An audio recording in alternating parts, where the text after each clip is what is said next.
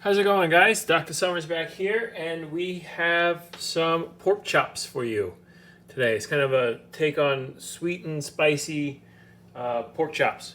So you might notice here I have a cast iron skillet. It's over medium-high heat. It is rip rare and hot right now. You might be able to see some of the smoke coming off of it in the video. So what we're going to do is we're going to put a rub on our pork chops. And our rub starts with a tablespoon of brown sugar, which I'm going to be mixing in this cup right here. And then we need to add a couple of, so there's the sweet, we need to add a couple of the spicy. So I have some cayenne pepper here. And for each of these, we want roughly an equal amount. It's really kind of to taste, but I wouldn't put too much. So, kind of less than a teaspoon. So there's some cayenne pepper for heat. We're going to add some paprika for kind of the smokiness, right? Maybe a little more paprika. And we're going to add a little garlic powder for the garlickiness. And what I'm going to do to help this kind of stick together, I'm going to add just a little splash of honey to give it a little viscosity. Now I need to mix this up, so I'm going to get a spoon. And we're going to be using this kind of as a rub on our pork chops. Now I have a couple very thin pork chops here.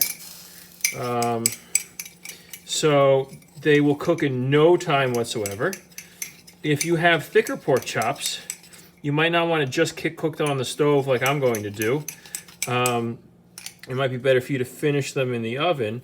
But one thing to keep in mind with pork is not to overcook it. Pork is pretty terrible when it's overcooked.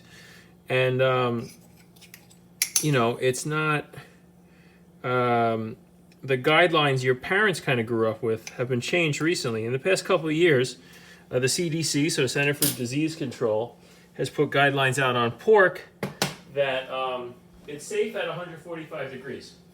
So you parents might have grown up with pork being safe at 160, but it's down to 145. So I'm just getting this rub on my pork chops, making sure I have enough for both sides. And after I get this rub on is when I'm going to hit it with the salt and the pepper. That's just mostly for me. It's kind of a reminder because I always forget to put salt and pepper in my rubs. So rather than even thinking about putting salt and pepper in them anymore, I just do it afterwards. So put the rest of my rub on my pork. Rest of the rub on my pork. Oh, got a little stuck in the cup. There we go. Rest of the rub on the pork. And it doesn't need to be a ton of it. We're just looking for some flavor here. We're gonna do a little magic in the pan later to get a little extra flavor on this. So here's a little bit more. Now we want salt and pepper as well. So here's our salt. I'll get just this side first. Here's our salt. And you always want a good amount of salt. Because remember, with meat, you're only flavoring the outside of it. Right? So we want that kind of flavor to get through your meat. So there's our salt and pepper on one side. Now I'm going to get these in the pan. These are going to take almost no time whatsoever to cook because they're super thin. You can probably see it from here. So I'm going to get in the pan. Now this is just a cast iron skillet, well seasoned, well taken care of, but there's no oil in the pan. So if you want to replicate this at home and you don't have cast iron, don't do it in a dry pan. You'll likely get things to stick. But what you can do is either do it in non-stick or use some kind of fat in there to make sure it doesn't stick. So there's my pepper. There's my salt on the other side. And this is going.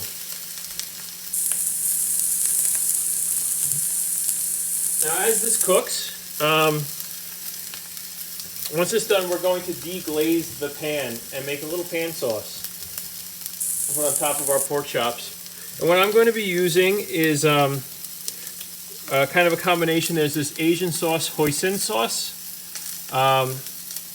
It's prominent in a lot of Asian cooking. It's pretty delicious. It's kind of like a fermenty barbecue sauce.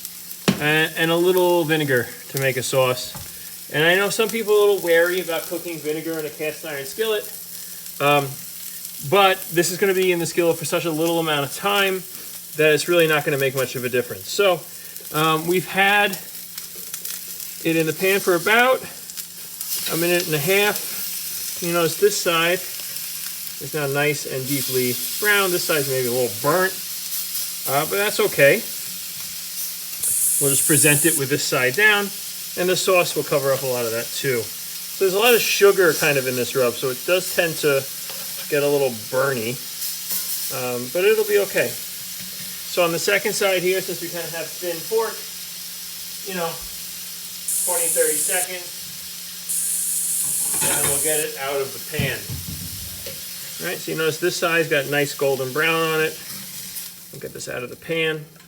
I can smell it here. It's kind of very vinegary, very kind of spicy, and it smells really delicious, actually. So I'm going to hit the pan with a lot of vinegar. When you deglaze a pan with vinegar, keep your face away. It tends to boil up, and it's pretty unpleasant in the eyes. So I got that in the pan. I'll give it a little, didn't really have enough in there, a little bit more. A little bit more is kind of diluting, and then our hoisin sauce. Our hoisin sauce. This stuff is powerful.